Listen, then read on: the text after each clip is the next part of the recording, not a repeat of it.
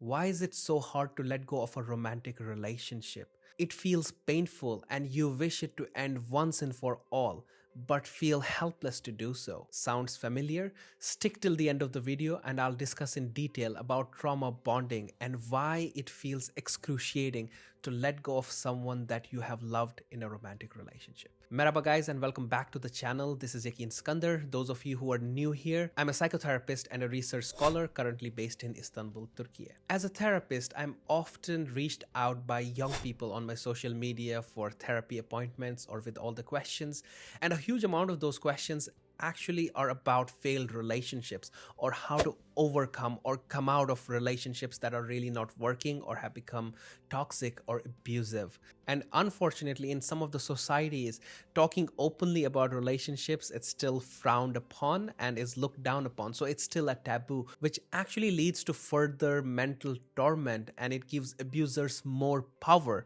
to prey upon their victims. And in many of the cases, there are attempts of suicide due to these reasons or toxic relationships. And that's why I thought to break this silence and talk about the issue of trauma bonding, which I'm certain most of you would not even have heard about, even though some of you have might actually lived through trauma bonds. Sometimes the most challenging of battles that we face are not fought really on a battlefield, but rather is the struggle within ourselves.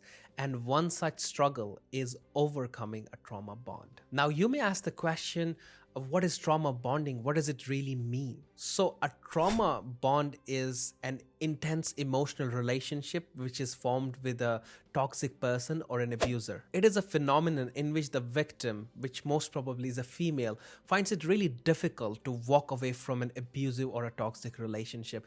Think of it like Stockholm syndrome, in which the person who's a victim or who's kidnapped gets attracted or attached to the person who kidnaps them. Trauma bonds work in a similar manner. Trauma bonds generally occur in relationships with alcoholics, addicts, or those who perpetuate domestic violence.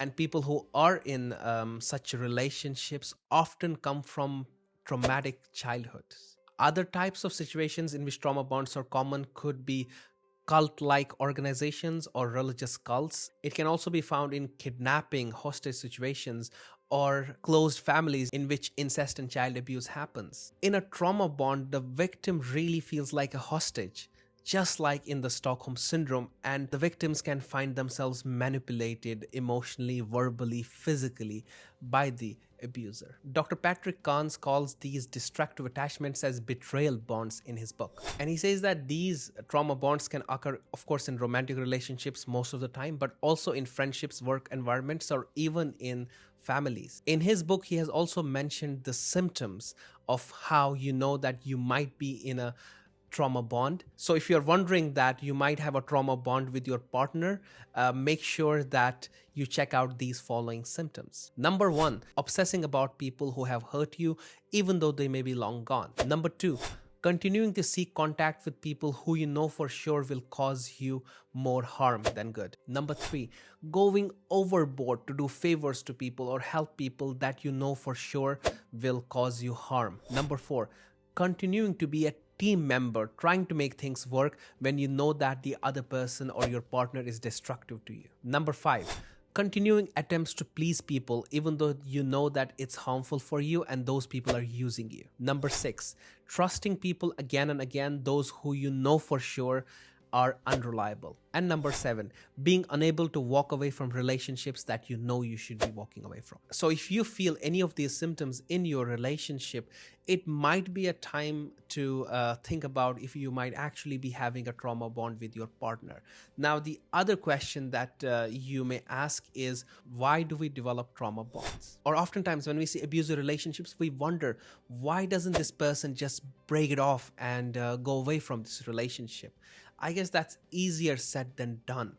And the most basic evolutionary answer for that question would be that we have a strong need or a basic evolutionary need to survive. It's a need for survival, and our fear of abandonment as human beings is very high. And traumatic experiences make us shut down our emotions and we feel numb and inactive, unable to act even though we want to. What happens then is that we internalize this condition, what leads to learned helplessness, and we start believing that I can't have it any better, or I deserve to be in this position because I don't deserve anything better than this. And when we reach this stage, it makes us think about the positive attributes of the abuser rather than thinking how much of the harm they're causing us because of the low self-esteem which comes out of all of this process. So we continue surviving in such relationships, and this in turn makes the abuser even stronger with their fake promises and lies and manipulations. So once the bond becomes more and more reinforced due to this manipulation, it's even harder for the victim to break free. And what keeps this abuse going on is also this idea of hope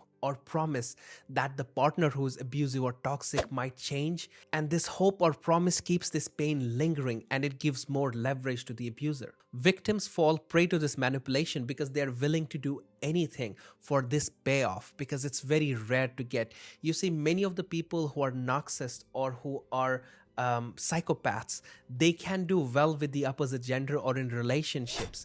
Why? Because our brain is wired to like surprises. So when you're in a toxic relationship, you never expect anything good, a good word or a gift or anything small from the person you're in a relationship with who have such traits. But even when they do a small good to you, they might buy you a small gift. They might tell you that they love you. And your brain immediately reacts, wow, I'm at the right place, I feel safe, because you are not expecting something good to come from that person. So this form of manipulation also keeps the relationship going on, or hanging by this thread in which there is this hope that the person might change, or our love can change them, or this feeling of this complex that, especially if you have gone through this childhood abuse or having a rough childhood or a relationship with the parents. So as children, we are helpless. We don't have much in our control. So children who grow up in abusive environments later on can fall prey to such abusive and toxic relationships, because now they feel as adults that they have the power to change, and they might be able to change their partner, which is really rare and which almost never happens. But there is that hope or that severe complex that one can develop, which reinforces this toxic relationship, and then it's really hard to get off. So this fulfillment of this severe complex and this need to fulfill that within the victim further reinforces trauma bonds. Letting go of a trauma bond is really difficult. It's like releasing our grip on what is familiar, the memories, the emotions that have shaped us, because of which we have become who we are. And it can also mean letting go of a sense of what makes us who we are, letting go of the sense of self. So it's a journey which is filled with complexity and pain. It can also be incredibly challenging from a psychological perspective, because our brains are wired to go for what is familiar, even though it might not be right for us. Brains are really wired to attract familiarity. So if you have seen abuse and trauma during your childhood, the chances and the likelihood of falling into a trauma bond are really high. So when we hold on to a relationship, even though it's abusive, or it can even be an object or a thing or a memory, it's really difficult to let it go, because it provides that sense of stability and security. So we cling on to these relationships even though they might be abusive or they might have turned toxic in the course of time. Our brains can be sometimes wired to resist change and seek familiarity, which is why our fear of unknown can really be high. So whatever is unknown for us, the genuine and the primal reaction to that is fear. So we're afraid to break the trauma bond, even though that might be the right thing to do. This keeps us captive, or this keeps the victim captive and stuck in patterns that are no longer healthy or adaptive. It's also difficult to let go of a trauma bond because it really challenges our sense of self, our identity, and our ego. And we often define ourselves through our attachments, and letting go of such attachments, even though maladaptive attachments, can mean like losing a part of ourselves. Letting go of a trauma bond means to face our fears, our insecurities, and the discomfort which comes from stepping into the realm of unknown. So is it possible to overcome a trauma bond?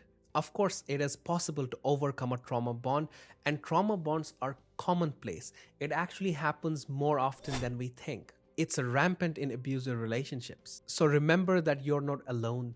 Helen Keller said once that the world is full of suffering, but it's also full of overcoming. So if you have developed a trauma bond, you can surely overcome it as well. We are stronger and more capable than what we sometimes think of ourselves. But from a psychological perspective, letting go is not about denying or suppressing our emotions. It's about acknowledgement. It's about allowing ourselves to feel a whole range of emotions that might come with breaking a trauma bond. And it's about letting go, which comes with grief, sadness, anger, and maybe even depression sometimes. But once we go through this process, we can cultivate what we call as resilience. We can be stronger. We can develop better, healthier coping mechanisms and problem-solving strategies, and reframe our perspective around the relationships and focus more on our inner development and self-care. So trauma bonds are not unbreakable, but usually is the first step, which is the hardest, which is acknowledging that you are in a trauma bond. And the further you go from this relationship and the steps you take back, you're able to see more and more the destruction it has caused you over the time. And I think it's really essential to have that perspective of what it has done to you over time. So what are some of the steps that can be followed to overcome trauma bonding? I think the first thing would be to acknowledge that you are in a trauma bond. You are in a relationship which is abusive, which is toxic, and this self-awareness and acknowledgement is the key to break free. Second, don't fantasize this idea that your partner will change or you will be able to change them. Reality is that people seldom change, that too after seeking help and acknowledging that they were wrong. But people who are abusers, it's extremely difficult to change. So don't give yourself false hopes and false promises.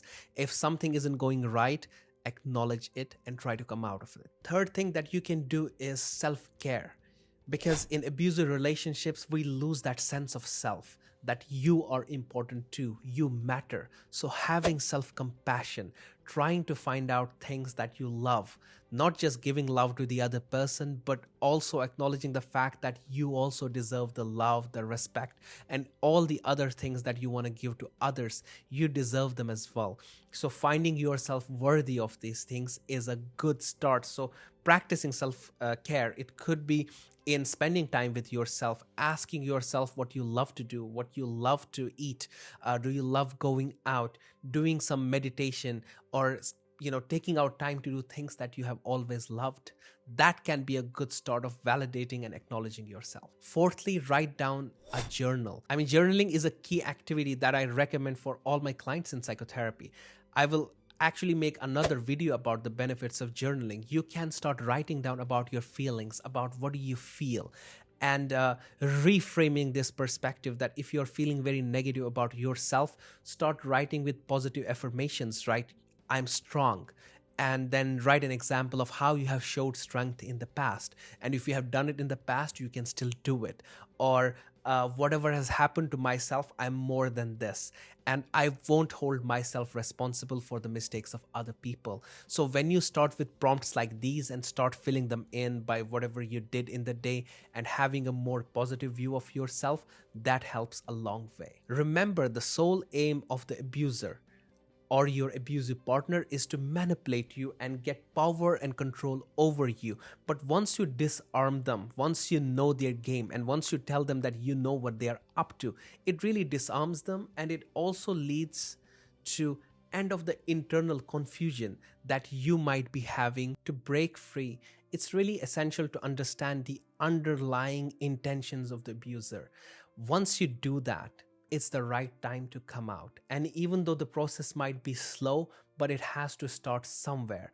And you don't have to forget your self-worth and define yourself by the terms and by the value which others have put on you. You can redefine yourself, redefine your life, your goals based on your own terms. You're not weak or incapable. Your freedom lies in your own hands. With the right support, care, and guidance, you have the capability to break free of such trauma bonds. Change takes time, just don't give up. It will take a lot of efforts, a lot of motivation to stand up for yourself. But every moment, while you introspect and set your goals and take the necessary steps, you will achieve the freedom that you have always longed for and that you have always deserved. It might practically be difficult to walk away from a trauma bond because it can lead to emptiness, it can lead to feeling of loneliness, and it might trigger sadness and anger. And you might feel there is a lack of clarity about the future or about the direction, and you might start feeling for a moment that purposelessness. But in the long run, these things will all disappear, and it will leave behind only what's essential for you, only what matters, and that is you. So don't look back and don't be in this false hope of giving more chances and second chances and unlimited chances to the abuser. Just move on and keep on moving without looking back. Letting go of an abusive relationship will help you in breaking free from the chains of the past, and it will enable you to create a new narrative and forge positive relationships. It will open up the space for this personal transformation and also pave a way for you for making more meaningful connections. So let's find the strength within ourselves to release the grip of such traumatic bonds and abusive relationships and let go of what no longer serves us. It might be difficult, but it's the right thing to do, and you know it. And in the act of letting go, in this courageous act, you might find the freedom to grow, to heal, and to rediscover yourself. And lastly, remember, if you feel like you're in a traumatic relationship which is abusive and toxic, do not forget to seek help of a mental health professional. I mean, going to therapy after breaking a trauma bond, or if you're in such a relationship, it really goes a long way. Therapy helps us in developing insights. It helps us in developing coping mechanisms and problem-solving strategies, in helping us realize and taking things for what they are. So to get that perspective, therapy might be really helpful. You have the power to change your circumstances and make the right choices. So you no longer have to suffer unnecessarily. Make a choice of being empowered rather than accepting the status of a victim. Turn off the abuse and turn on to life. I'll see you in the next video.